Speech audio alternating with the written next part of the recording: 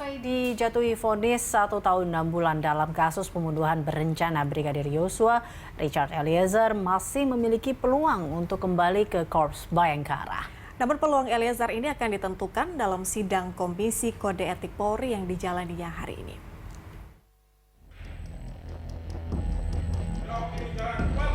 Richard Eliezer memiliki peluang untuk kembali ke Korps Bayangkara meski terbukti bersalah dalam kasus pembunuhan Yosua Huta Barat.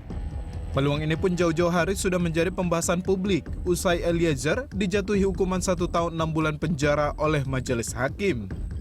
Dalam sebuah kesempatan pekan lalu, Kapolri Jenderal Polisi Listio Sigit Prabowo menyebut pihaknya terbuka untuk mempertimbangkan kelanjutan karir Richard Eliezer Pudiang Lumiu di institusi Polri. Menurut Kapolri, pertimbangan Eliezer kembali ke Polri juga dilihat dari harapan masyarakat. Jika semua pihak menerima, hal itu dinilai bisa menjadi pertimbangan pada sidang kode etik selanjutnya. Apa yang menjadi pertimbangan hakim, tentunya kan menjadi catatan kita. Kita juga melihat apa yang menjadi harapan masyarakat, bahwa itu sudah menjadi pertimbangan kami untuk dalam waktu dekat apabila memang yang bersangkutan sudah menyatakan menerima, itu semua menjadi bagian yang tentunya nanti akan dijadikan pertimbangan Komisi Kode Etik bagi institusi untuk bisa memutuskan satu keputusan yang adil bagi semua. Keputusan kembalinya Eliezer ke Korps Bayangkara ditentukan melalui sidang Komisi Etik Polri atau KKEP. Peluang kembalinya Eliezer itu merujuk pada Perpol nomor 7 tahun 2022 tentang Kode Etik Polri dan Komisi Kode Etik. Peraturan polisi ini mengatur soal pemberhentian tidak dengan hormat atau PTDH yang mendapat ancaman pidana selama 5 tahun atau vonis 3 tahun berkekuatan hukum tetap atau inkrah. Namun di sisi lain, Peraturan Pemerintah Nomor 1 Tahun 2023 menyebut PTDH dapat berlaku pada personel yang dipidana tanpa batasan waktu. Seperti diketahui berdasarkan surat telegram Kapolri tertanggal 22 Agustus 2022, Eliezer dimutasi dari jabatannya sebagai anggota Pas Pelopor Korps Brimob Polri.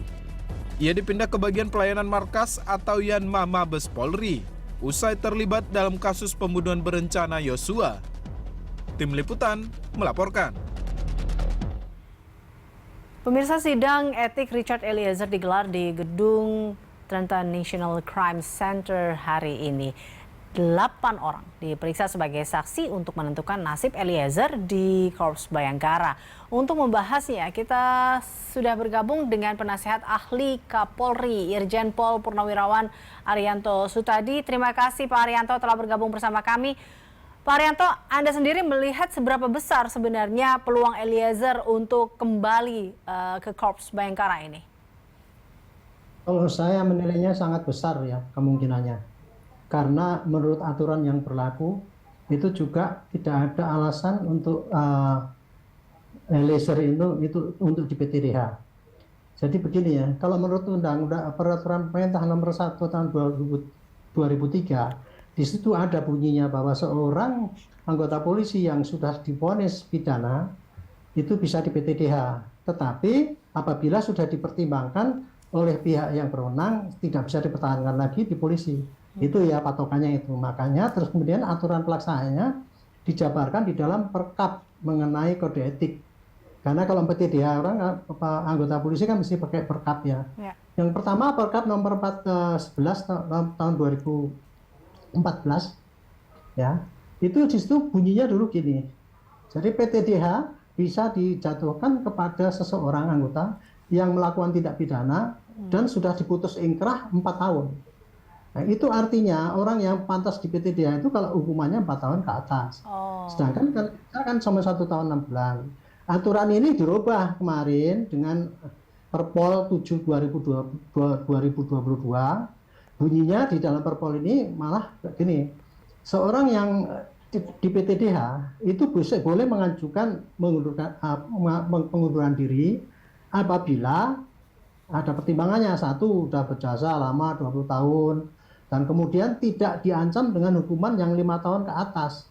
Artinya kan PTDH itu hanya jatahnya itu hanya untuk orang yang melanggar pidana hukumannya 3 tahun ke atas dan sudah dipertimbangkan dia tidak bisa di lingkungan polisi lagi. Ya. Sekarang kita lihat Eliezer. Eliezer itu kan kemarin kan kebetulan saja dilibatkan seakan-akan ikut serta di dalam 340 dan 338 kan gitu kan. Dianggapnya itu melakukan kejahatan. Tapi dalam persidangan terbukti kan bahwa ternyata dia itu ya karena terpaksa melakukan itu yang nggak bisa dielakkan. Itu jadi kemudian dia orang jujur. Jadi justice kolaborator, dimaafkan oleh keluarganya dan sebagainya semuanya itu sehingga menurut saya kalau di kode etik dia tidak pantas untuk PTDH, dia masih pantas menjadi anggota polisi. Gitu. Oke. Hanya mungkin nanti hukumannya lebih ringan kan ada 7 macam hukuman di dalam kode etik itu.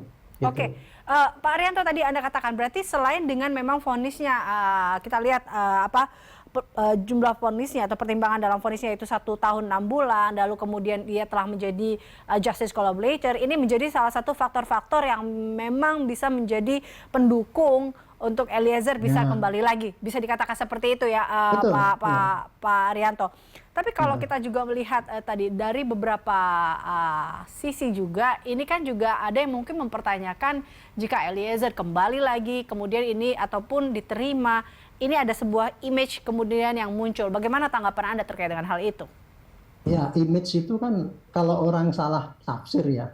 Tapi kalau saya sih begini, orang yang mestinya yang bisa dipertahankan masih dinas di polisi itu mesti dilihat orang ini jahat apa tidak, jujur apa tidak, baik apa tidak, taat apa tidak. Itunya mestinya ke situ.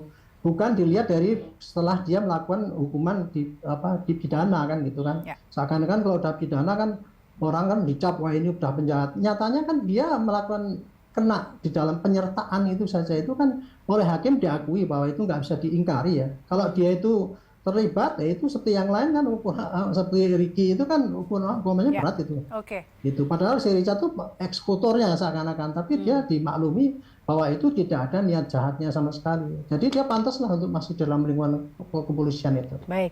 Pak Arianto, ini juga yang menjadi kalau kita melihat dari peraturan polisi tadi Anda katakan ya kita akan melihat hasil nanti dari kode etiknya.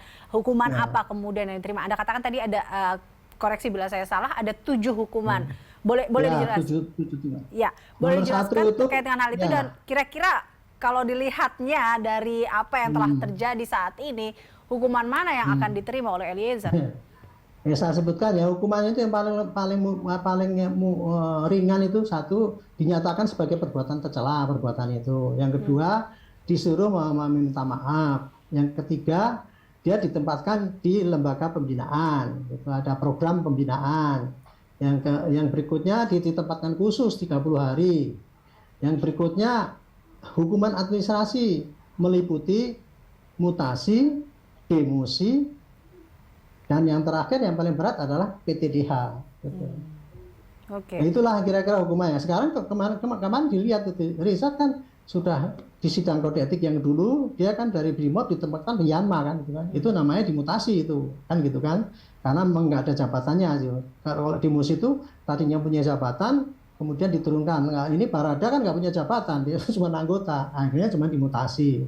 Nah setelah itu kemudian ikut di dalam persidangan itu, persidangan pidana, kemudian dia putus, memang dia terbukti ikut serta hukumannya 1 tahun 6 bulan, maka kemudian dilakukan kode etik ini, dia masih pantas enggak untuk duduk di polisi. Itu tadi saya sampaikan, dengan pertimbangan-pertimbangan yang banyak tadi, yang jasa ataupun kelebihan dibandingkan dengan faktor kesalahannya, yang ternyata itu tidak masuk di dalam kriteria harus dihukum PTDH. Maka si Richard itu paling pol ya di atas itu tadi. Kalau nggak dimutasi, masukkan di lingkungan pembinaan selama berapa bulan gitu ya. Atau mungkin sekolahnya ditunda gitu. Ada itu penundaan sekolah, penundaan kenaikan pangkat. Itu yang mungkin bisa yang dikenakan pada dia. Tapi yang jelas saya pikir tidak akan mungkin, bukan mendahului ya.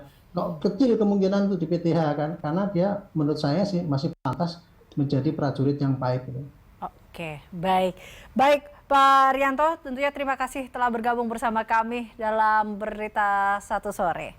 Pemirsa, demikian perbincangan kita bersama dengan penasihat ahli Kapolri Irjen Pol Purnawirawan Arianto Sutadi.